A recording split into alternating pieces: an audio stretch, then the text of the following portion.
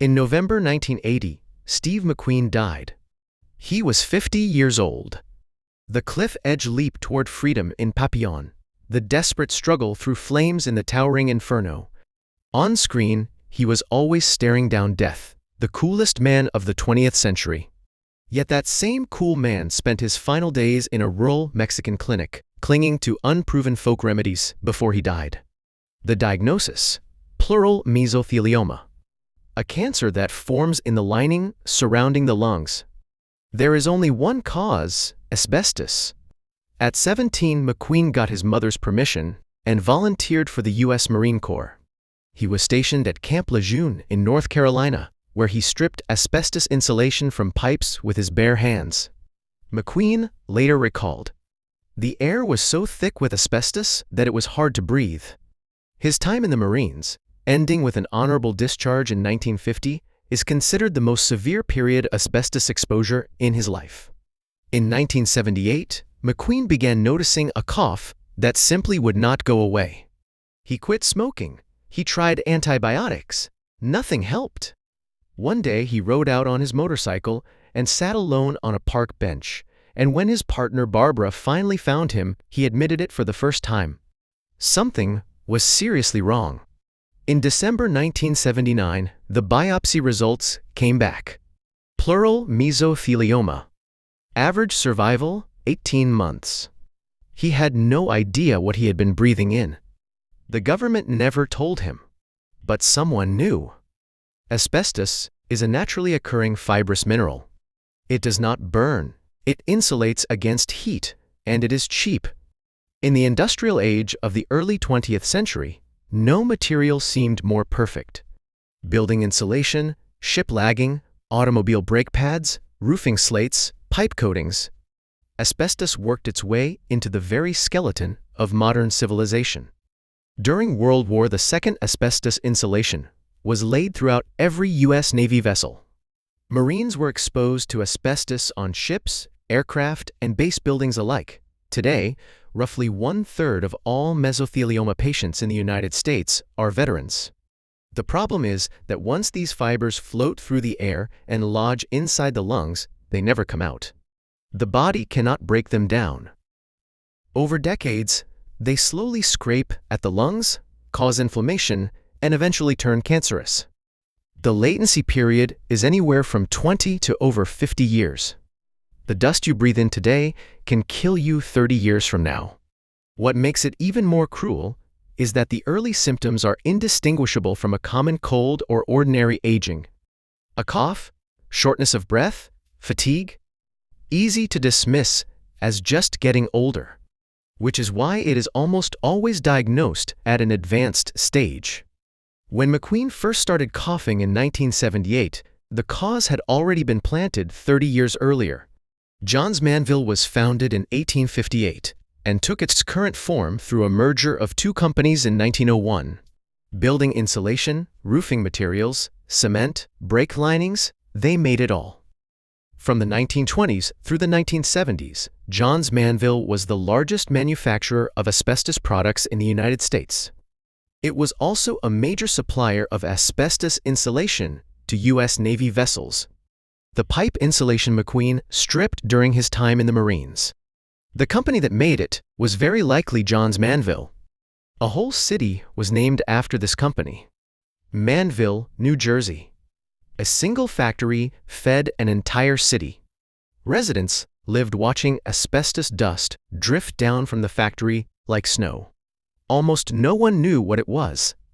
Or more precisely, someone knew and chose to say nothing. This is the heart of the story. In 1933, the medical director of Metropolitan Life Insurance informed company executives of the health risks of asbestos. And yet he advised them not to tell the workers. Even the insurance company was in on it. In 1949, company physician Dr. Kenneth Smith found early signs of asbestosis in the chest X-rays of 7 factory workers. He advised management as follows: as long as the man is not disabled, it is better not to inform him so that he can live and work in peace. That way, the company can also benefit from his many years of experience. The logic was simple. If workers knew they were sick, they would leave, so keep them in the dark and keep using them. Management turned this advice into official company policy, and Smith was later hired as Johns Manville's chief medical officer. They promoted the very doctor who told them to hide the illness to the top of their medical division. The entire industry moved together. A rival company's president sent a letter to Johns Manville's legal counsel that read, "The less said about asbestos, the better off we are." They also pressured trade publications to stop running any articles about asbestos at all. Scientific journals became willing participants in burying scientific truth. A Johns Manville manager testified in court in 1978. Asbestos-related illness had long been a subject no one spoke about inside the company. Workers clocked in for decades without knowing their lungs were being destroyed. The asbestos dust that clung to their clothes on the way home found its way into the lungs of their wives and children too. The damage spread far beyond the factory walls. And then came the most shocking statement to emerge from any courtroom. Someone asked a company executive directly, "Are you saying you would let your workers keep going until they drop dead?" The executive's answer, "Yes, that saves us a lot of money." This is not rumor. These are words spoken under oath in a 1984 court deposition. It was not until the 1960s that the dangers of asbestos began to be widely known. Even so, Johns Manville did not stop producing asbestos products until 1985. By the early 1980s, the company was facing more than 16,000 lawsuits. In 1982, Johns Manville became the first company in U.S. history to file for bankruptcy due to asbestos litigation. After the bankruptcy, a trust fund was established to compensate victims. Launched in 1988 with $2.5 billion, the fund has since processed over 1 million claims and paid out more than $5 billion in total. However, payments were suspended twice, and the payout rate has steadily declined. Today, a single mesothelioma victim receives roughly $17,500. That is the compensation given to someone whose lungs have been quietly destroyed over decades. Johns Manville today exists as a subsidiary of Warren Buffett's Berkshire Hathaway, still very much alive. They changed their name to JM and now sell fiberglass insulation. The old factory site in Waukegan, Illinois, has been designated one of the most contaminated Superfund sites in the United States. The company survived. The city was poisoned. The workers died. And the young man who answered his country's call at 17 and stripped asbestos from pipes with his bare hands drew his last breath in a hospital room 30 years later. Their internal documents contain evidence that they knew all of this as far back as the 1930s.